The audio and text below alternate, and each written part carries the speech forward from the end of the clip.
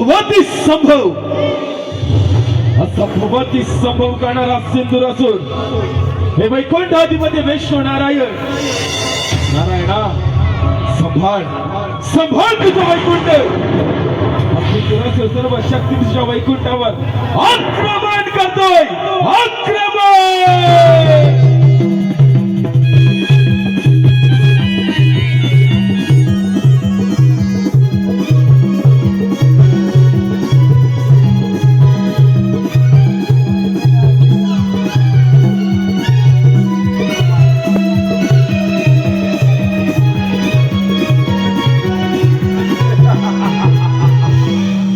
वैकुंठ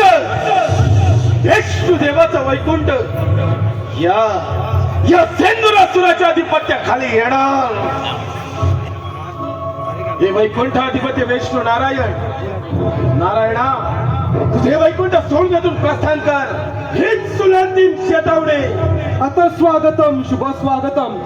दैत्यराज प्रथम तुझं माझ्या एक क्षीरसागरामध्ये स्वागत आहे अरे वेड्या पाताळामध्ये जा सुखाने राज्य कर हा वैकुंठपती श्रीहरी तुला बलिदान देत आहे कदाचित आपला ठाऊक नसेल ब्रह्मदेवांचा वरद हस्त या नरदेहाच्या मस्तकी आणि त्याच स्वरप्राप्तीच्या बळावर तुम्हा 33 कोटी देवतांचा राजा देवेंद्र याला युद्धात पराभूत करून अमरावतीवर दानवरूपी सत्ता प्रस्थापित केले तुझ्या वैकुंठावर देखील माझी सत्ता प्रस्थापित करेल गत संघस्य मुक्तस्य ज्ञानावस्थित चेतस यज्ञ याचरत कर्म समग्रम प्रविलते म्हणजेच जी व्यक्ती आसक्तीपासून मुक्त झाली आहे जिचे मन व हृदय देवामध्ये स्थित असते अशी व्यक्ती यज्ञाच्या रूपात वाईट कृत्यांचा त्याग करते आणि चांगली कृत्य आत्मसात करते दैत्यराज तू देखील धर्माचा त्याग कर सत्याचा मार्ग अवलंब नक्कीच पुण्यवान होशील विष्णुदेव वाचा करा तुमचे विष्णू पुराण लोकांस सांगे ब्रह्मज्ञान आणि आपण मात्र कोरडे पाषाण प्रत्येक वेळी कपट शास्त्राचा आधार घेणारे तुम्ही आज आज तुमच्या समोर तुमचा काळ उभा असता ज्ञान धर्म अध्यात्म यांच्या गाथा गाथा नाश करणार तुमचा देवत्व विनाशकाले विपरीत बुद्धी जेव्हा एखाद्याचा मरण काळ जवळ येतो तेव्हा तर अशी दुर्बुद्ध सुटते तसं तुझा दैत्यराज या धर्माच्या वाटेवरती अधर्माचा नांगट होत आहे आणि तुझे हे दुसरास आणि त्यामुळे पातंडात पाच झाला आहे आज या लढाईमध्ये तुझा सर्वनाश माझा तुझा विष्णुदेवास या मनगडाच्या बळावर आणि या शस्त्राच्या धारेवर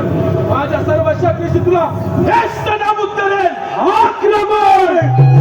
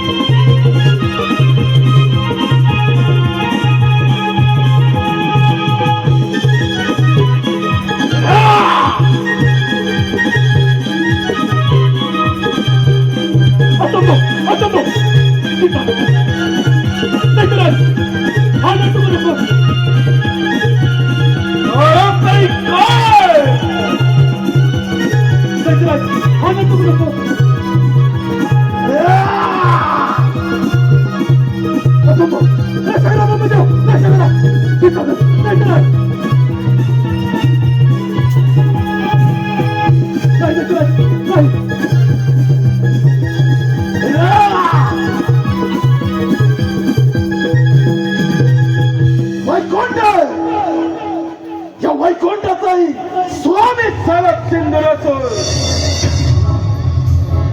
आता राहिला तो फक्त कैलास, शंभू महादेवांचा कैलास. या सिंदूरासुराचे स्वारे काय